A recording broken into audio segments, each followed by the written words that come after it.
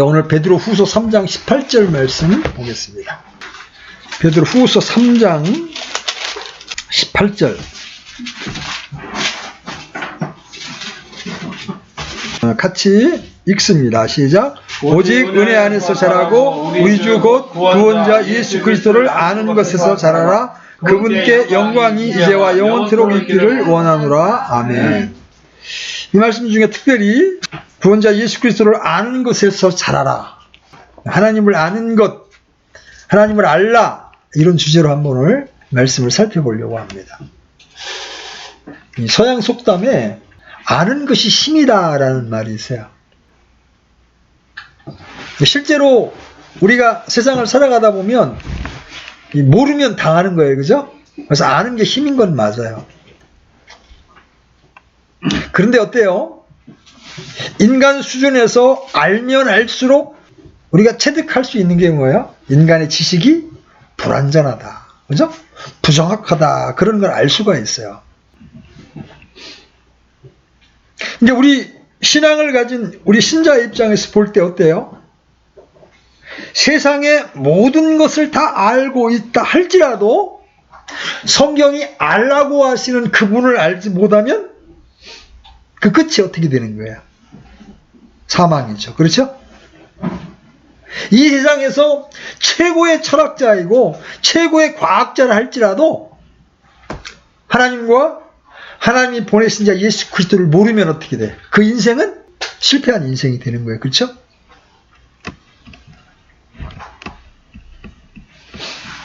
그런 거로 사람이 반드시 알아야 될 것이 뭐예요? 무엇을 아는 것, 누구를 아는 것이 가장 중요한 거예요. 성경은 말합니다. 하나님을 알라. 하나님을 알지 못하면 세상에서 얻은 지식, 자신이 안다고 하는 것 중에 제대로 아는 것은 하나도 없는 것이나 마찬가지입니다. 주님이 요한복음 17장 3절에서 이렇게 말씀하시죠. 한번 가봅시다. 요한복음 17장 3절.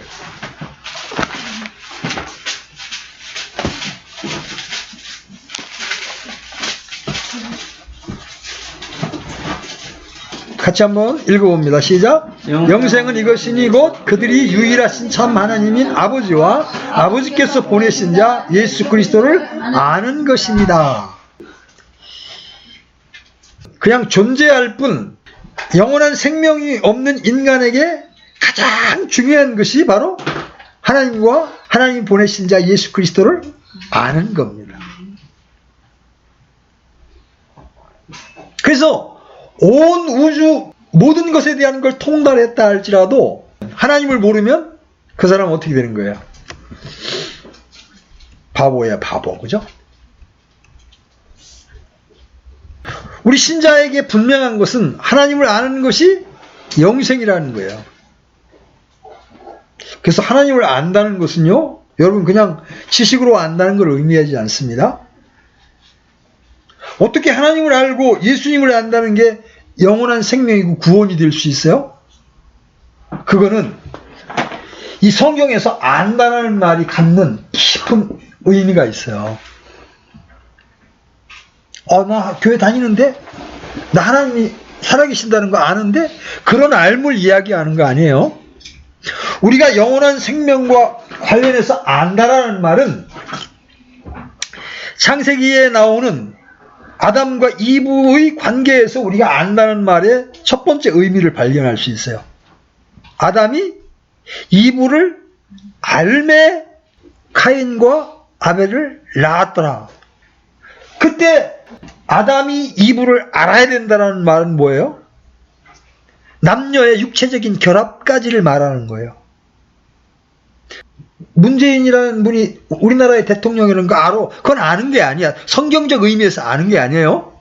같은 집에 살면서 같은 이불을 쓰면서 연합되어 있는 정도의 알물, 성경은 알미라고 이야기하는 거예요. 나 교회 다녀? 나도 하나님 믿어? 그것만 가지고는 불충분한 거예요. 내가 죄인이라는 사실을 깨닫고 이대로 살다 내가 죽게 되면 영원한 심판이 나를 기다리고 있다는 것을 복음을 통해 듣고 난 다음에 그런 나를 위하여 하나님께서 예수님을 보내셔서 내 모든 죄악들을 구속하셨고 또 예수님이 부활하심으로 내게 의를 전가시켜 주셨다는 사실을 믿을 때, 잘 보세요. 여러분이 의식했든 의식하지 못했든 그 사실을 내가 믿게 될 때 내 안에 누가 들으세요? 내 안에 하나님이 들으시는 거예요. 성령님을 통해서 내 안에 들으시는 거예요. 그리고 성령 침례를 통해서 내 안에 하나님이 계시죠? 나도 또 다시 하나님 안에 들어가는 거예요. 그리스도의 몸 안으로 내가 들어가는 거예요. 연합이죠. 그죠? 하나님이 내 안에 들으시고 나도 하나님 안에 들어가고 연합이에요. 이걸 안다라고 말해요. 교회를 다니지만 참되게 내가 예수님을 나의 주 나의 하나님으로 믿고 그분을 영접해서 그분과 내가 연합되어 있지 않다면 나는 아직 하나님의 사람이 아니라는 거예요. 이게 안다라는 말의 의미예요. 그래서 요한복음 17장 3절에서 영생을 말할 때 하나님과 하나님이 보내신 자 예수 그리스도를 아는 것이니다. 영생의 의미를 이렇게 정의할 때 여러분들이 이 아담이 이브를 알매 이 말씀을 염두에 두고 이 말씀을 받아들이셔야 돼요. 그러므로 인간에게 있어서 하나님을 아는 것보다 더 중요한 것은 아무것도 없어요. 그렇죠? 하나님을 알지 못하는 사람은 사실 짐승과 같은 자예요. 짐승보다 못한 자들입니다. 제 말이 아니에요. 이사야서 1장 3절 열어보세요. 하나님을 알지 못하는 자들을 하나님이 뭐라고 말씀하시는지 한번 보세요. 이사야서 1장 3절.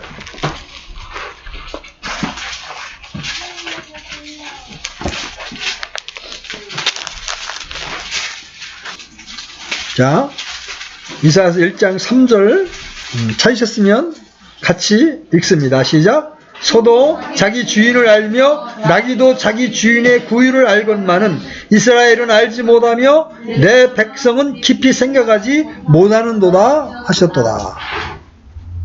지금 주님은 하나님을 알지 못하는 이스라엘 백성들을 소나 나귀보다 한 등급 아래에 두셨습니다. 자, 이런 예는 또 있습니다. 여러분 예레미야서 8장 7절 한번 가보십시오. 예레미야서 8장 7절.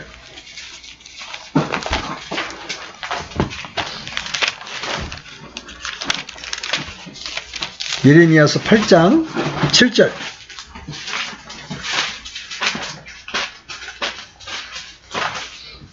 자, 찾으셨으면 같이 읽습니다. 시작. 참으로 하늘의 황새는 자기의 정한 때를 알며 산비둘기와 두루미와 제비는 자기의 올 때를 지키거늘 내 백성은 주의 심판을 알지 못하는도다. 우리가 이제 농담 삼아서 머리가 잘 안 돌아가는 사람들을 뭐라 그래?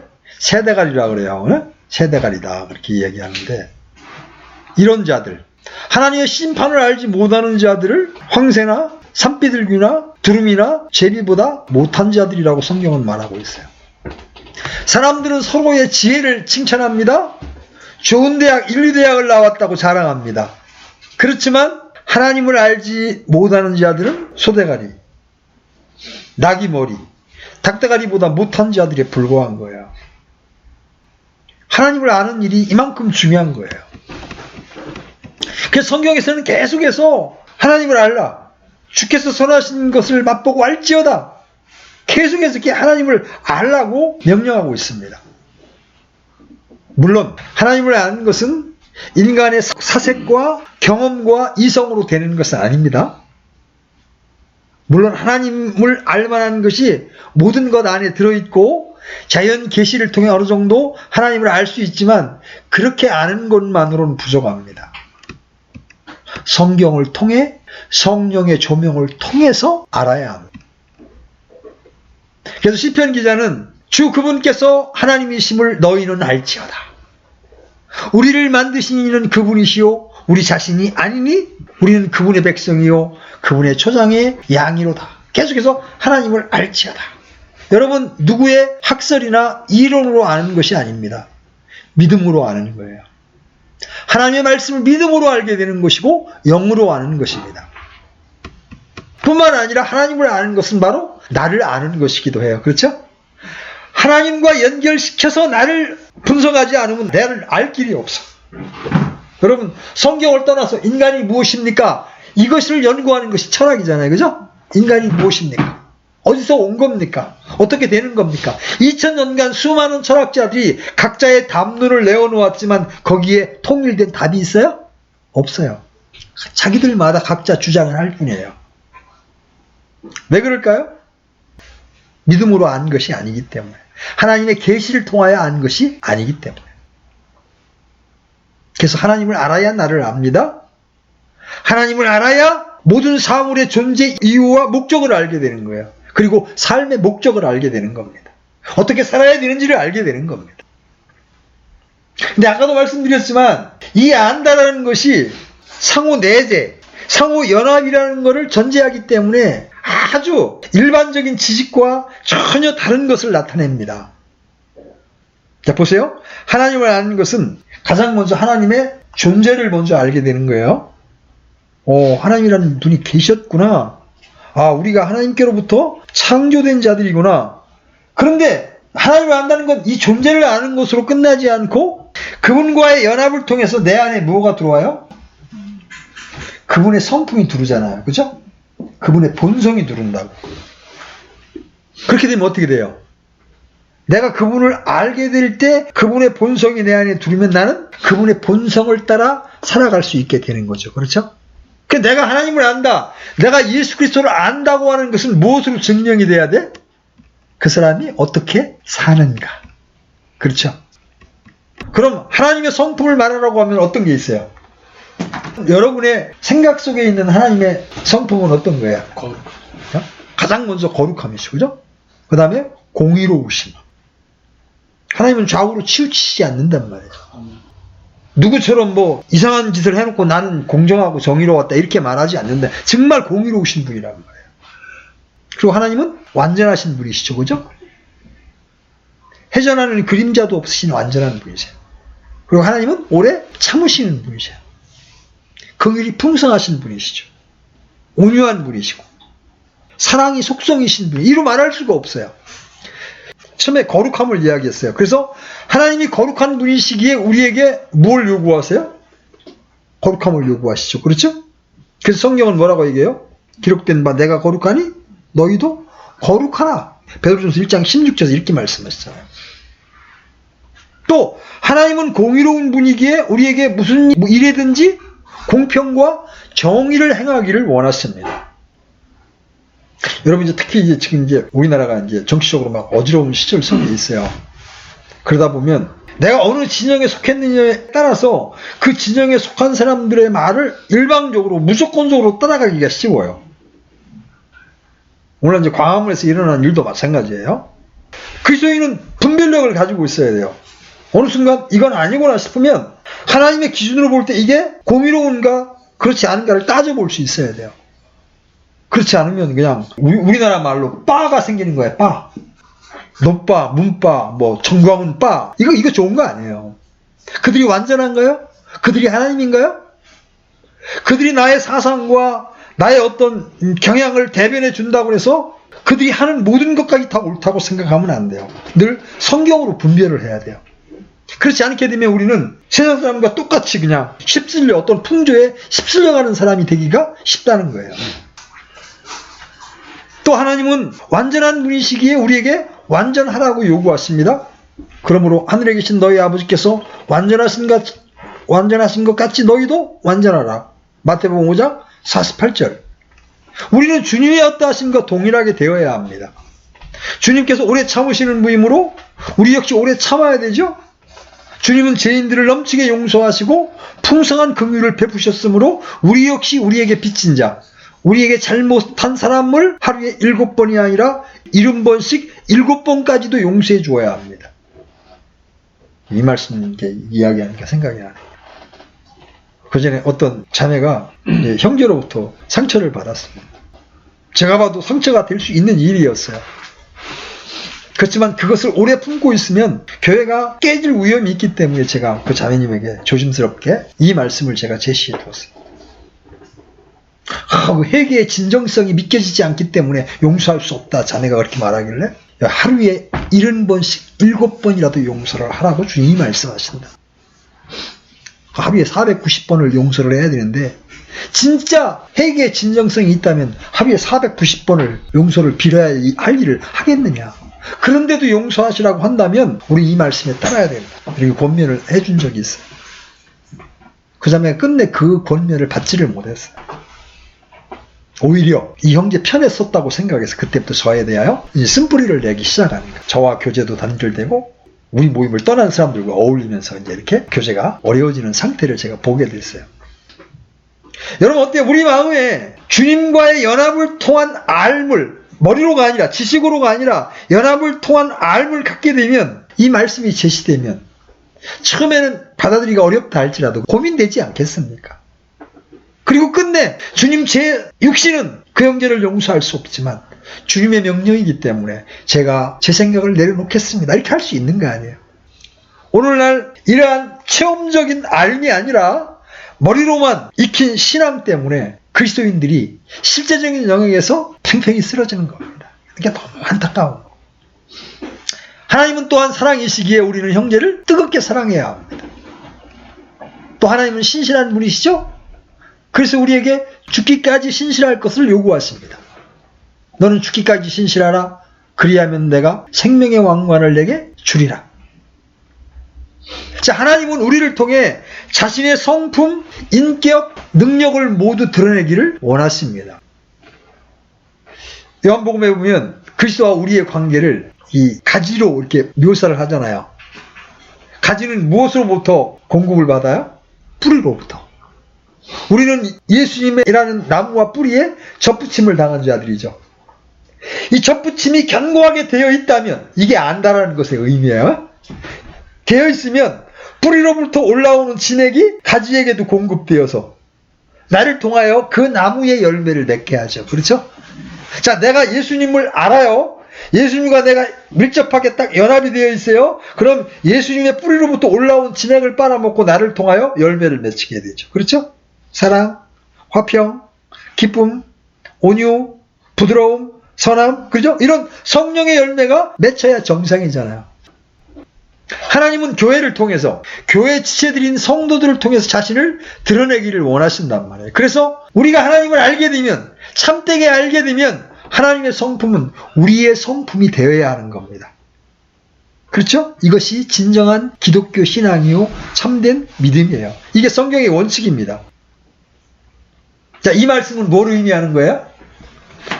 하나님을 아는 참된 지식은 바로 우리의 삶과 직결된다는 거죠. 오늘날 교회 내에 있는 많은 불의의 죄악들은 하나님을 잘못 알고 있는 데서 나온 결과물들이에요. 하나님을 아는 지식이 없어지면 예배에서는 하나님의 위엄에 대한 감각을 상실합니다.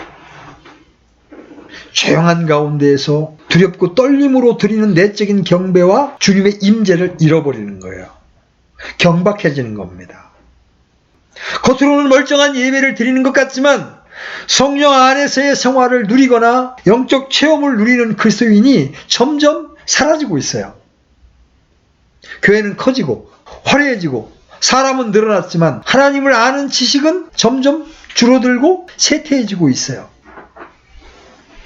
이러한 영적인 하락을 회복하는 유일한 길은 그 원인으로 돌아가서 진리의 말씀으로 그것을 고치는 겁니다. 하나님에 대한 우리의 지식이 잘못되어 있거나 부적절할 때 우리의 영적 생활은 고침받을 수가 없어요. 어떤 열매도 기대할 수가 없어요. 우리 생활에 보다 영적인 능력을 얻고 보다 복음에 합당한 삶을 살기 위해서 필연적으로 선행되어야 할 것은 성경의 하나님을 더욱더 성경적으로 알아야 한다는 거죠. 이 일을 위해서는 많은 탐구와 오랜 시간의 노력과 공부가 필요할지 모릅니다.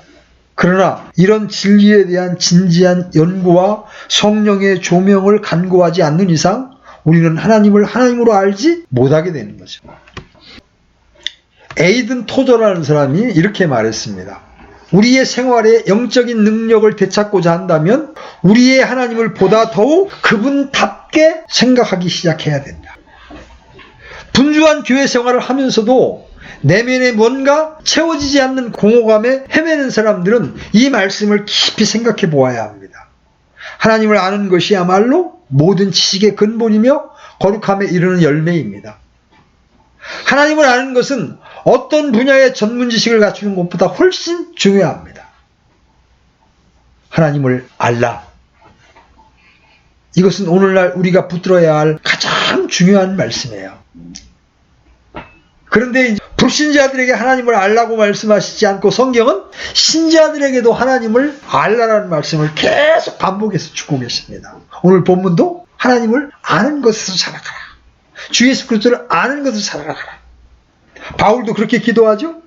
에베소 1장에서 지혜와 계시의 영을 주사 그분을 알게 하시고 이미 믿은 사람들한테 알게 하시고 더 깊이 체험적으로 그분과의 친밀한 교제를 통해 알아가기를 원하는 거예요. 왜 그래요? 그분을 진짜 알아야 우리를 통하여 그분이 나타날 수가 있기 때문에 그런 거예요. 그래서 모세도 하나님을 이미 알았던 하나님의 그 놀라운 역사를 경험했던 이스라엘 백성들에게 뭐라고 얘기해요? 신명기 7장 9절. 그런즉 너는 주 내 하나님 그분이 하나님이시요 신실한 하나님이신 줄 알라. 주님도 친히 백성들에게 말씀하시죠. 이 부분 같이 찾아봅니다. 신명기 32장 39절. 신명기 32장 39절. 자, 같이 읽습니다. 시작. 이제는 나 곧 내가 그인 줄 알라. 나와 견줄 신이 없도다. 내가 죽이기도 하고 살리기도 하며 상하게도 하고 낫게도 하나니 내 손에서 능히 건져낼 자가 없도다. 하나님에 대한 바른 지식이 우리 안에 자리 잡을 때 우리는 영적인 신앙적 균형을 잡게 됩니다. 흔들림이 없게 되는 거예요. 하나님에 대해 아는 것만큼 하나님의 성품은 우리 안에 자리 잡게 되고 열매를 맺게 되는 거죠. 우리는 어떻게 주님의 무한하신 지혜와 능력과 풍성한 긍휼을 우리 안에 그대로 지닐 수가 있습니까? 바로 예수 그리스도를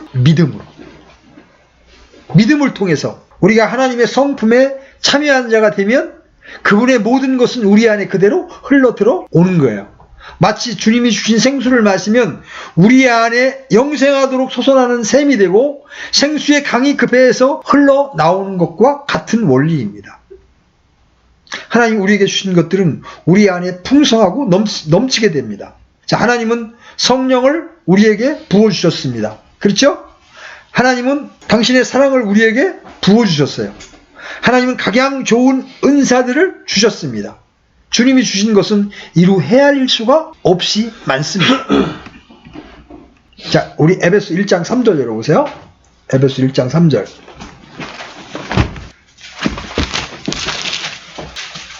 에베소 1장 3절 같이 읽습니다. 시작. 하나님 곧 우리 주 예수 그리스도의 아버지를 찬송하리로다. 그분께서 그리스도 안에서 하늘의 처소들에 있는 모든 영적인 복으로 우리에게 복을 주셨으니.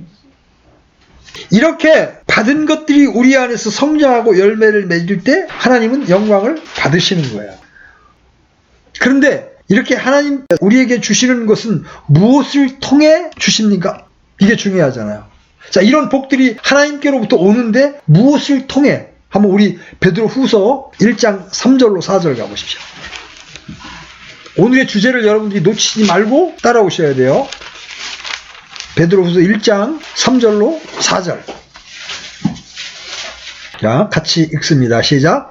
우리를 부르사 영광과 덕에 이르게 하신 분을 아는 것을 통해 그분의 신성한 권능이 생명과 하나님의 성품에 속한 모든 것을 우리에게 주셨도다. 그것들로 말미암아 지극히 크고 보배로운 약속들이 우리에게 주어졌나니 이것은 너희가 이 약속들을 힘입어 정욕으로 인해 세상에 있게 된 썩을 것을 피하여 하나님의 본성에 참여하는 자가 되게 하려 함이라. 여기 보면 여러분이 주목해야 될 말씀이 뭐냐? 뒤에 우리에게 신성한 권능이 주어지고 생명이 주어지고 하나님의 성품에 속한 모든 것, 심지어 뒤에 보면 지극히 크고 보배로운 약속들이 우리에게 주어지는데 무엇을 통해 주어진다고 3절에서 말해요? 영광과 덕에 이르게 하신 분을 아는 것을 통해. 그렇죠? 하나님을 아는 게 이렇게 중요한 겁니다.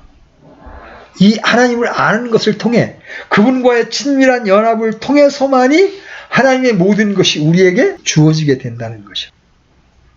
하나님을 알지 못하는 자들은 이 아무것도 받을 수가 없는 거예요. 자, 영적인 삶이라는 게 뭐예요?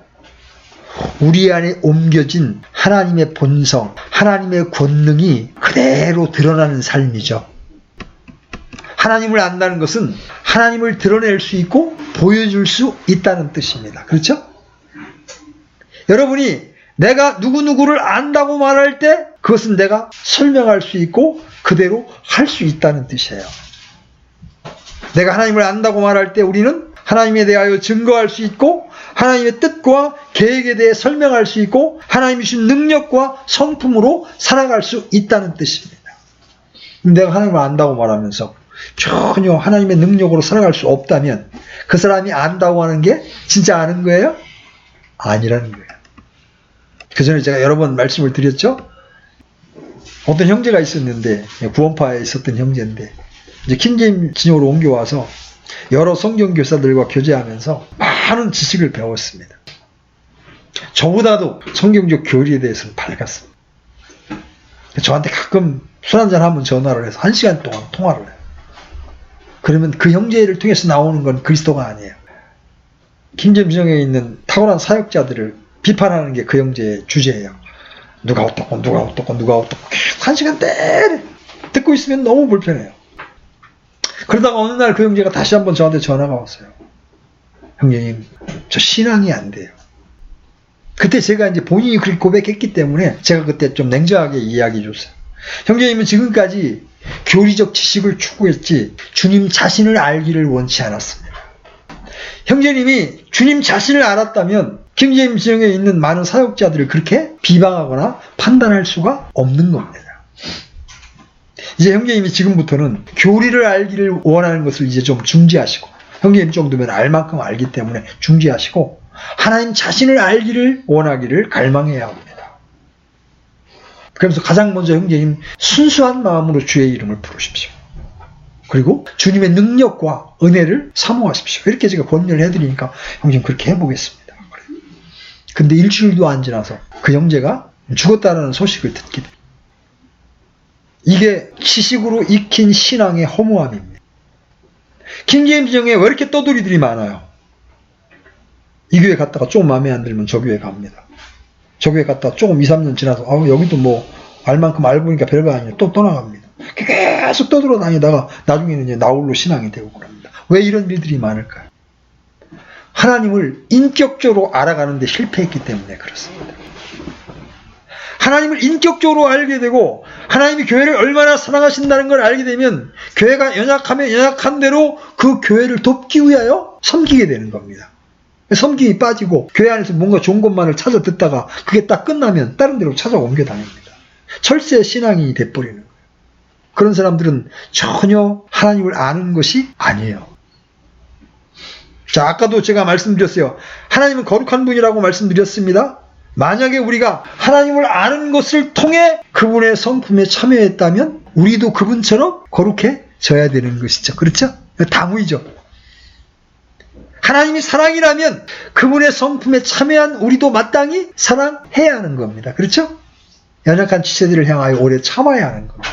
견디어 주어야 하는 겁니다. 믿어 주어야 하는 겁니다. 조금만 틀리면 판단하고 비판하고 그 안에 하나님의 성품이 역사하면 그럴 수가 없는 거예요.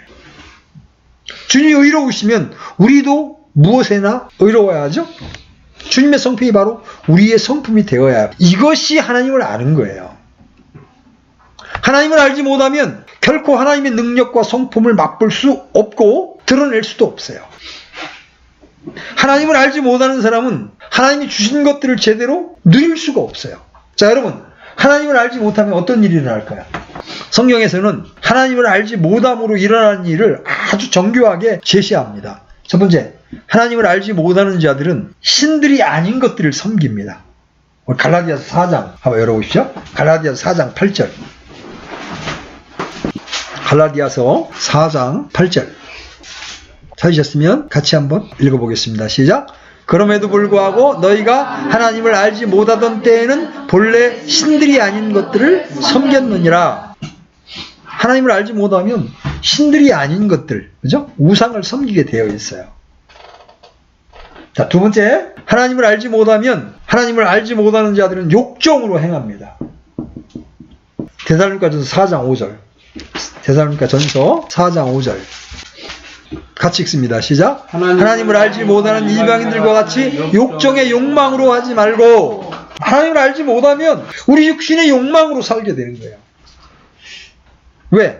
그 안에 하나님의 거룩한 성품이 없기 때문에. 그 결과 하나님을 알지 못하는 자들은 어떻게 돼? 불로 징벌을 당해요. 불로. 데살로니가 후서 1장 8절. 데살로니가 후서 1장 8절. 자, 찾으셨으면 같이 읽습니다. 시작. 하나님을 알지 못하는 자들과 우리 주 예수 그리스도의 복음에 순종하지 아니하는 자들에게 타오르는 불로 징벌하실 때에 그리하리라. 하나님을 알지 못하는 자들은 불로 징벌을 당하게 된다. 그래서 하나님을 안다는 것이 얼마나 중요한 건지 몰라요. 하나님을 알지 못하는 것은 단순한 무지가 아닙니다. 그것은 죄악이요, 멸망이요, 저주요, 심판이에요. 그러면 이 하나님을 알지 못하는 자들에게 주님이 베푸신 은혜가 무엇입니까? 바로 복음 선포가 하나님의 은혜예요. 하나님의 지혜에 있어서는 세상이 지혜로 하나님을 알지 못하였으므로 하나님께서는 복음 선포의 어리석은 것으로 믿는 자들을 구원하시는 것을 기뻐하셨도다. 복음 선포는 하나님을 알지 못하는 현 세대의 모든 사람들에게 하나님을 알게 하는 유일한 방법입니다. 그렇죠? 복음을 거부하면 어떤 다른 방법으로도 하나님을 알 수 있는 길이 없습니다. 하나님은 복음 선포를 통해서 자신을 계시하시며 복음을 믿을 때 성령을 주시고 각양 은사를 주십니다. 하나님을 알았던 사람의 삶과 하나님을 알지 못했던 사람의 삶은 낮과 밤의 차이보다 더 큽니다. 파라오는 모세의 증거와 거듭되는 표적에도 불구하고 하나님을 알지 못했습니다. 그래서 주가 누구이기에 내가 그의 음성에 순종하여 이스라엘을 가게 하겠느냐. 나는 주를 알지 못하며 이스라엘도 가게 하지 아니하리라. 그는 알고자 하는 마음도 없었어요. 그 결과 그는 어떻게 됐어요? 망했습니다. 이스라엘 백성들은 여호수아가 죽고 그의 당대에 살던 장로들이 다 죽게 되자 주님을 알지 못했습니다. 그래서 사사기 2장 10절에 보면 이런 말씀이 나와요. 그 온 세대도 자기 조상들에게 거두어지고 그들 뒤에 다른 세대가 일어났으나 그들은 주를 알지 못하였으며 또한 그분께서 이스라엘을 위하여 행하신 일들도 알지 못하였다. 여러분, 이 타락, 배교, 이거는 어디서 시작됩니까? 하나님을 알지 못하는 데서 시작이 됩니다. 하나님을 아는 지식이 없고 하나님이 행하신 일이 무엇인지를 알지 못할 때 필연적으로 영적 도덕적 붕괴가 일어나는 거예요. 엘리의 아들들 여러분 알죠? 엘리의 아들들. 이거 배교한 사람들의 모델입니다. 그들의 타락의 원인을 성경은 이렇게 말합니다. 사무엘상 2장 12절 한번 가보죠. 사무엘상 2장 12절. 자, 찾으셨으면 같이 읽습니다. 시작. 이제 엘리의 아들들은 벨리알의 아들들이더라. 그들이 주를 알지 못하였더라. 기가 막힌 묘사가 나옵니다. 엘리가 누굽니까? 이스라엘의 제사장이었습니다. 근데 그의 아들들이 벨리알의 아들들이라고 불려요. 아주 사악한 자들이라는 거예요. 그 이유가 뭐예요? 그들이 주를 알지 못하였다. 하나님을 아는 일이 그래서 이렇게 중요한 거예요. 제사장의 아들로 태어나 완전히 망가진 이유는 그들이 하나님을 알지 못했기 때문이에요. 하나님을 알지 못하는 개인이나 가정, 사회나 국가는 필연적으로 벨리알의 아들과 같이 망할 수밖에 없는 겁니다. 사람들이 먹고 살 기술이나 지식이 없어 망하는 줄로 알지만 정작 그들이 망하는 이유는 하나님을 알지 못하기 때문입니다. 요새 저는 자꾸 정치인들 가운데 동성애를 인정하자 차별금지법을 만들자고 하는 사람들에 대하여 제가 두려운 마음을 갖고 있습니다. 그건 하나님을 대적하는 거거든요. 그렇게 되면 그 나라는 망합니다. 경제가 어렵기 때문에 운이 좋지 않아서, 건강이 좋지 않아서, 누가 도와주는 사람이 없어서 망한다고 생각할지 모르지만 진정한 이유는 뭐예요? 하나님을 알지 아니했기 때문에 망하는 거예요. 그래서 타락해서 자신을 회복하고자 한다면 주님을 알고자 하는 마음의 소원과 진지한 노력이 있어야 합니다. 성경은 말합니다. 호세아서 6장 3절, 우리가 계속해서 주를 알고자 하면 그때 우리가 알리라. 여러분, 우리가 하나님을 알고자 하는데 하나님이 그냥 방치해 둘까요? 진지한 마음으로 하나님을 알기를 소망하고 추구하면 하나님은 우리에게 당신을 나타내 보여주십니다. 말씀을 통하여, 성령을 통하여 우리에게 당신을 계시해 주십니다. 그렇게 되면 우리는 하나님을 좀 더 깊이 알고 그분을 더 사랑할 수 있게 되는 거예요. 여러분, 교회 프로그램에 따라서 예배를 드리고 몇 가지 행사에 참여하는 것을 전부로 생각해서는 안 됩니다. 가끔 전도도 하고 헌금을 하는 것으로 만족해서는 안 됩니다. 하나님을 아는 것은 그것보다 훨씬 더 중요한 거예요. 호세아서 6장 6절, 나는 긍휼을 원하고 희생물을 원치 아니하며 번제 헌물보다 하나님 아는 것을 더 원하였으나, 이렇게 말씀하십니다. 하나님에 대해 잘못 아는 것은 어떤 사물을 잘못 이해하는 것과는 차원이 다릅니다. 타락한 시대에 범죄한 인간들은 하나님에 대한 정확한 이해와 지식이 없었습니다. 주님은 범죄한 이스라엘을 향해서 이렇게 말씀하십니다. 내가 이 일들을 행하였을지라도 내가 잠잠하였더니 내가 나도 전적으로 너와 같은 줄로 생각하였다. 그러나 내가 너를 책망하고 그것들을 내 눈앞에 차례로 놓으리라 하시는도다. 하나님을 하나님이 아닌 다른 무엇으로 생각하고 아는 것이 타락이요 죄악입니다. 하나님을 우상 가운데 하나로 알든가, 많은 신들 가운데 하나로 알든가, 사람으로 알든가, 사람이 만든 종교적인 소산물로 아는 것은 모두 다 주님을 잘못 아는 거죠. 그렇죠? 지존하시고 홀로 영원하신 하나님에 대한 오해는 필연적으로 영적인 타락과 퇴보를 낳습니다. 여러분, 하나님을 크게 오해했던 한 종이 누가복음 19장에 등장하죠. 주께서 엄한 사람이므로 내가 두려워하였나니 주께서는 맡기지 않은 것을 가져가시고 뿌리지 않은 것을 거두시나이다 하매 그가 그에게 이르되 사악한 종아, 내 입에서 나오는 말로 내가 너를 심판하리니 너는 내가 맡기지 않은 것을 가져가고 뿌리지 않은 것을 거두는 엄한 사람인 줄 알았더라. 종은 주님에 대해서 반은 제대로 알았고 반은 잘못 알았습니다. 주께서 엄한 사람이라는 것은 맞죠? 그러나 맡기지 않은 것을 가져가시고 뿌리지 않은 것을 거두시는 분이라는 것은 크게 오해한 것입니다. 그 결과 자신이 잘못 알고 말한 대로 심판을 받습니다. 오늘날 많은 성도들이 이 게으른 종과 같이 하나님에 대한 지식이 없습니다. 성경에 대하여 크게 오해합니다. 소위 그리스도인들 사이에 만연하고 있는 하나님에 대한 개념은 성경에 계신 하나님과 너무나 틀려서 그들이 믿고 있는 것이 과연 하나님을 믿는 것인지 의심스러울 정도입니다. 바리새인들과 사두개인들이 하나님을 크게 잘못 알고 있었듯이 오늘날 교회는 하나님의 어떠하심에 대하여 너무나 잘못 알고 있습니다. 우리는 그것을 무엇으로 알 수 있습니까? 로마서 1장 21절이 그대로 우리의 모습을 보여줍니다. 그들이 하나님을 알되 그분을 하나님으로 영화롭게 하지도 아니하고 감사하지도 아니하며 오히려 자기들의 상상 속에서 허망하여지고 또 그들의 어리석음으로 마음이 어두워졌나니, 하나님을 알지만 하나님께 대한 합당한 경배와 감사와 찬양이 드려지지 않는 것을 통해서 하나님을 모른다는 것을 보여주고 있는 겁니다. 성도들이 성경이 아닌 자신의 생각과 사상으로 하나님을 하나님이 아닌 다른 무엇인가로 대체해서 생각하든가 우리의 마음속에 상상한 어떤 것으로 규정할 때 참되신 하나님은 사라지고 마는 거예요. 하나님을 아는 지식이 있는 사람은 세상의 모든 어려움, 혼란을 이기는 힘을 갖습니다. 하나님을 아는 지식에 대한 결여, 오해, 잘못된 대답은 교회와 성도들을 죄와 타락으로 한 걸음씩 나아가게 합니다. 하나님을 아는 지식의 부족은 단지 지식의 부족이 아니에요. 그것은 바로 하나님과의 교제의 단절, 어둠의 증가, 죄의 권세가 넘실거리는 것을 의미합니다. 그래서 호세아 선지자는 이렇게 말하죠. 내 백성이 지식이 부족함으로 망하는도다.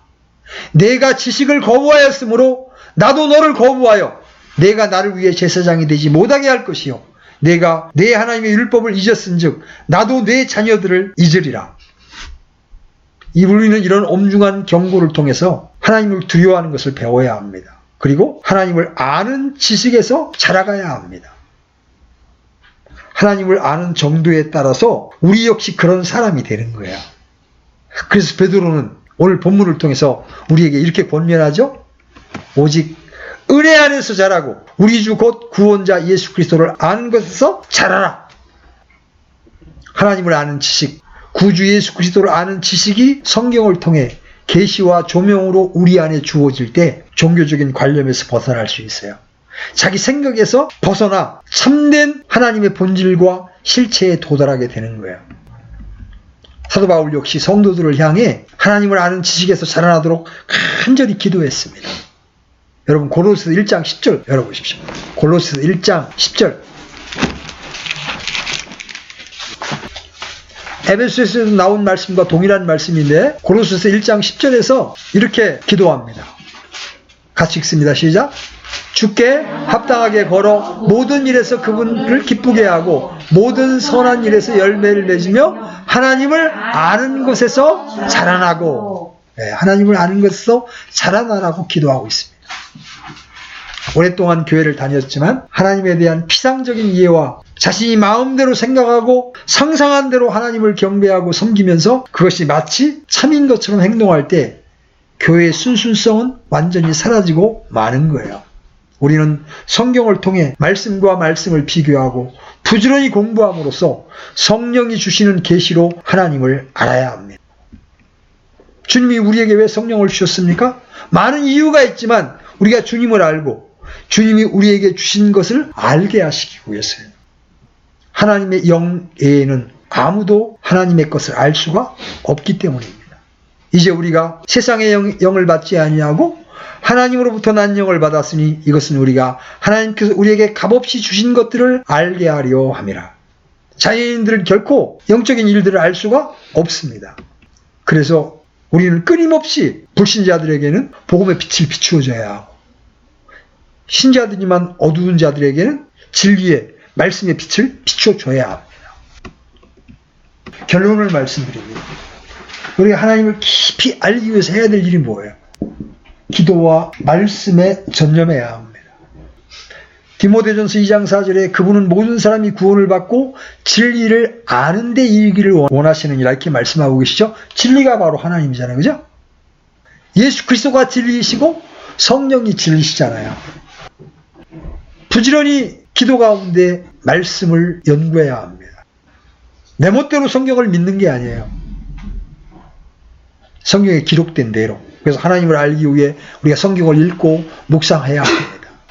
그 다음에 중요한 것, 그분의 명령에 순종해야 그분을 알 수가 있어요. 요한복음 14장 21절 한번 읽어보십시오. 요한복음 14장 21절